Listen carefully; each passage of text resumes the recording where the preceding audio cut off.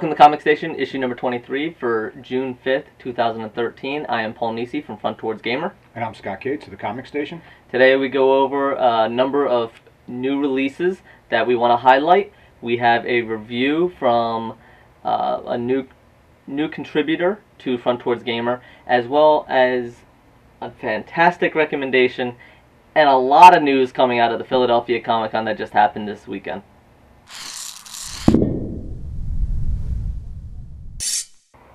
For our new releases today for June 5th, 2013, the first one we're going to go over is actually a reintroduction of an older comic, and this is one that I haven't read before, so this was really nice and fresh to me.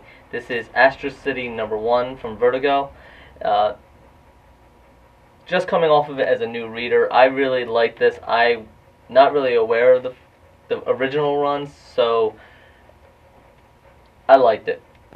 First introduction is you get a narrator, but this narrator, not only do you see him, he's an actual character in the comic itself, but he constantly breaks the fourth wall talking to you as the reader, asking for your involvement, your help.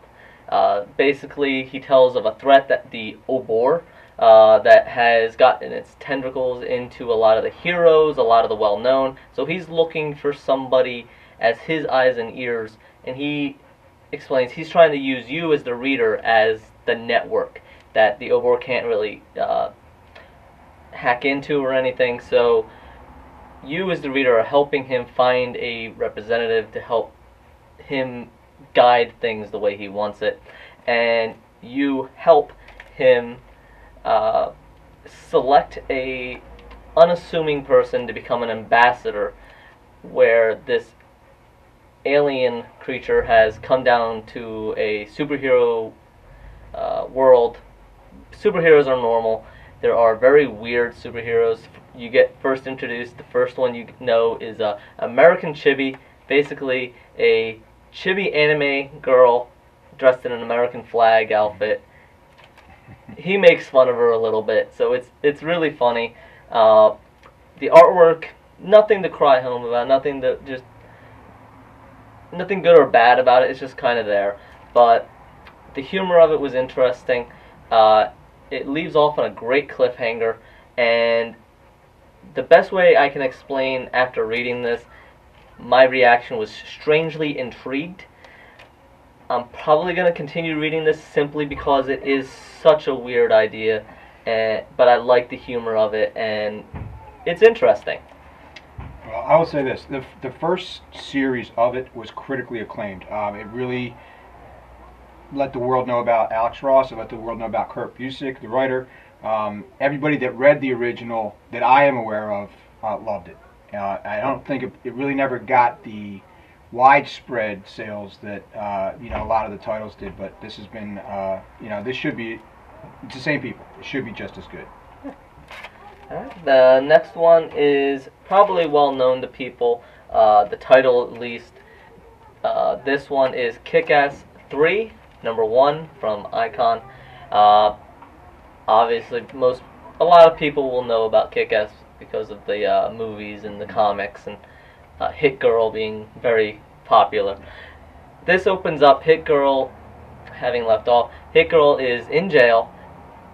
Kick-Ass gets the gang together. They're going to go rescue her. They are ready to go down and break down the wall, right up until they get to the wall and they chicken out of it.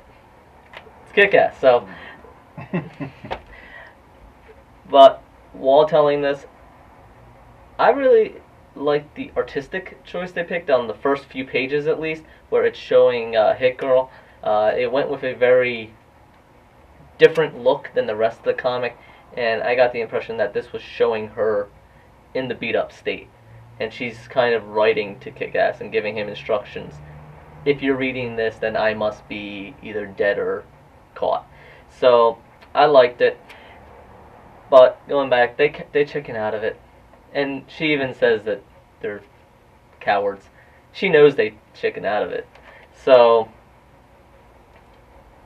they go on. Time has passed. It's been 6 months. The gang's kind of gone their separate way again, and they moved on. They're living their regular lives. Kick-Ass gets an apartment and so forth, and just it seems to be slowing down. Now, Kick-Ass and his partner still go out. They still kick butt. They still do detective work and so forth. It's just kind of lost its focus, especially without Hit Girl being there. And Kick-Ass is getting pushed, and he finally decides, okay, I'm going to make an ultimatum, so forth. But the comic leaves off on a nice cliffhanger, and somebody is in trouble that maybe that'll kick them into high gear, especially Kick-Ass himself, and maybe be able to do something and finally be able to get Hit Girl out of jail. Or Hit Girl will just get herself out of jail and be really pissed at everyone. So, if you like Kick-Ass, it's more Kick-Ass, it's more fun. You don't get as much Hit Girl in this if you're a big fan of her, but it's more Kick-Ass, and I want to see what happens when she gets out. Well, what I will say about Kick-Ass is this. It's a guilty pleasure. If you've liked the first two, I'm sure you will like this one. And the other thing that I will say is that, at least in our shop here, we sell out of it very quickly, and it is next to impossible to get back issues of it without spending an awful lot of money. So do yourself a favor. If you do like the Kick-Ass series, get it quickly. Yeah. The next new release that we have, you may recognize them from, if not the comics, then maybe the movie. This is Daredevil, Dark Knights #1 from Marvel. This one might actually be a real nice jumping off point. People that are aware of Daredevil but haven't been reading too much. It was a really good story. It was told in kind of a reverse chronological order, where you see Daredevil, he's in the snow, he's beaten up, and then you find out what led him there. You find out basically he's lost his memory. He is in the hospital. He actually at one point doesn't have his powers, and doesn't have his super hearing and so forth, and his powers come back rushing to him, and he freaks out. He doesn't know who he is, whatever, and the doctors are trying to figure out he's a John Doe. And while this is all going on, there's also another story being interjected where it's a family, they're going in a car, broken promises, finally makes the promise. They get into a car accident. The young girl is in the hospital now. She needs transplant, so forth. And then you jump back to Matthew Murdock, who's Daredevil, and he's slowly starting to get some things back. He's gotten his abilities back under control. He still doesn't really remember who he is exactly. He's still not 100%, but he knows what he has to do. He knows how he has to help. He does help at one point, but then he gets involved. He overhears from 6 floors away. He overhears that this girl needs this transplant, so he gets involved. I really like this because Daredevil, as a character, has always been about overcoming disabilities and determination. And despite his handicap, he has been able to overcome them and push through and really just show what you can do when you put your mind to it. And this one, by knocking him down a peg, really lifts that front and center, and it's really nice. The story, I mean, it's just a really well done story, and it really highlights that pushing through weakness, overcoming weakness, purpose and determination. And I like it. He's not 100%, so he is in more vulnerability than he's usually in. So that's going to be interesting. Well, what they've done with Daredevil, which I think is a really good idea, they have this ongoing series, which is critically acclaimed, and a lot of people, at least in our store, like it. But what I found with Daredevil is these shorter 6, 8 issue things, or even 4 issues, which they did before they restarted the new Daredevil. They have been excellent. They're just really, it's a great way to get involved with the character without having to read 20 plus issues and stay with it. They've really delved into his background in both, the original one, which was a 4 issue right before they restarted this series. I can't remember the name of it. The last one, which is End of Days, End of Days, which ends the last issue this week, and now this one. So, if you like Daredevil, or even if you don't like Daredevil, this is a great place to jump on with him. Yeah, I thought it was really nice. The last one we have, not going to go too much into it because I have something special at the end. This is Screwed from Zenescope. This is Screwed #1. This is a new title. This is not tied into the Unleashed or anything. This is just another Grimm Fairy Tales universe tie-in. Actually, it might not even be Grimm Fairy Tales. Doesn't really say it. But basically, this is a modern retelling of the Frankenstein story. Anne wakes up. She doesn't know who she is. She's being immediately attacked. She just wakes up and constantly gets attacked because everybody she sees is monsters. They're grotesque. They're zombie. They're flesh. They're just monsters attacking her everywhere. She is in danger, and she's highly tuned towards the fight end of the flight and fight, and she immediately attacks. There's a lot of intrigue, a lot of mystery going on in this one. One, who is Anne? What happened to her? She doesn't have her memory. It's an ongoing little trope that comics use, but really interesting. Who is this monster suture that is after her? Who's the doctor that's behind the scenes? There's a lot going on here, and what makes it really interesting is that these monsters she's seeing and is attacking and so forth, they're people. They're orderlies, they're nurses, they're random people that are trying to help her, yet she sees them as monsters, so it makes a really interesting terror at the reader, where at one hand you really feel for her, yet at the other end she's leaving this path of dead bodies behind her. So that is a really interesting hook right there. Well, one of the things that I always talk about on these things, especially for me, I want a different twist on old stories. This is what I like. I know we have something. They're coming. Fantastic. Yeah, this. and we have some stuff coming up on an event that just happened this past weekend. But once again, this is exactly what I look for. I love all the regular stuff, but this is a new twist on an old story. And if you like a Frankenstein story, definitely worth a look. Yep. All right. Now we have our review and recommendation and Philadelphia Comic-Con. All right. First off, for our review this week, we have The Art of Remember Me by Dark Horse Comics, Capcom, and Don't Nod Entertainment.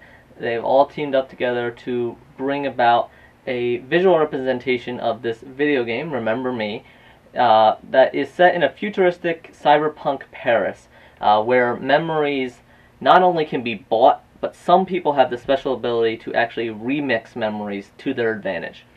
This review was written by Corey Atwood, who is one of our latest contributors, so thank him very much for writing one of his first reviews for us. What sets The Art of Remember Me apart is the density of the information packed into the pages, both literal and visual. From the sweeping cityscapes to the smaller, more intimate details, such as the graffiti, the advertisement, and the socioeconomic status influence on the style, you can tell so much detail in every scene. And the art books really bring that alive. From the few images that I saw personally, just so dense, where you can see in the background such detail. So Corey wrote, that all this gives the overall city an authentic look, and it looks really inhabited. The futuristic world is peppered with recognizable landmarks and modern Parisian influences in a futuristic landscape. So you might see futuristic homes, buildings and everything, and in the background you'll see the Eiffel Tower. You'll see little what could have been Parisian cafes.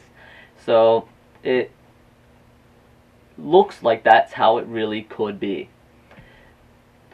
Corey writes, this book is not for all fans of the game. Not even fans of the game. Instead, it's more for Remember Me fans, or those just general fans of cyberpunk. that are also big design nerds like himself. The reason for that is the architecture, the buildings, the city itself, such details that he really found that was compelling. Corey Atwood gave it a 8.5 out of 10, which is a great on our scale. Go check it out, see if you agree. All right, now for my review this week, being that it's June 5th, in 9 days, there's a big DC movie coming out, which we Really? all know. Yeah, imagine that. Something that, at least from the clips we've all seen, looks utterly fantastic. Superman, the Man of Steel, will be out on the 14th. In deference to that, this is, in my opinion, the best Superman story ever written. Now, I know a lot of people like All-Star Superman or even Superman Earth 1, which I am a huge fan of. But for me, this is it. Because once again, I'm going to have to agree with you. it takes a classic story. Superman is the American embodiment of America, is embodiment of everything that we believe in, and this twists it. What happens if Superman, instead of landing in rural Kansas, lands in Russia?